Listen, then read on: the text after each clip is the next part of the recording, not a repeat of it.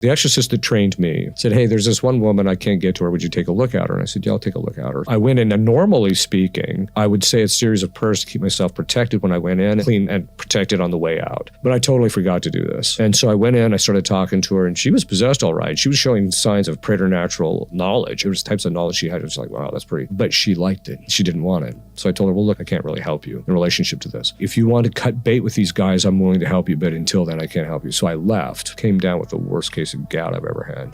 Gout. You got a medieval illness. Perfect. Yeah, exactly. So everything I did, I even took those tablets that are supposed to help you clean out the uric acid. Nothing. Didn't touch it. It's the most painful. It's shocking. Yeah. It dawned on me a week later, you'd think I would clue in being an exorcist. I wonder if that woman cursed me. So I said a prayer to break the curse. Within an hour, it would all cleared up. Really? So I called the priest that had sent her to me, and usually he'll pick up the phone. Well, he didn't pick up the phone. 2 weeks later, he calls back, hey, I would have called you, but I got the worst case of gout I've ever had. I said, dude, you've been cursed. And I said, let me guess, right toe, big foot, big toe in the right foot. Yeah, how'd you know? I said, well, you've been cursed. He said the prayers, boom, it lifts up. A year later, another priest says, well, I think she's had a change of heart. I said, okay, well, this time I went in and I said some prayers, kept my St. Michael to protect me. But Did she apologize for cursing you? No. What happens is I said some prayers to keep myself protected, but I also said a prayer, which another exorcist taught me, which is extraordinarily effective, which is, Jesus, if she tries to curse me, I ask you, or if I've been cursed, I ask you to send the curse back from whence it came. But if that's not your holy will, in either case, keep me protected. This is why high-level witches will not get involved in cursing people as a general rule, because they know they can become subject to the very curse that they put on people. So I went in,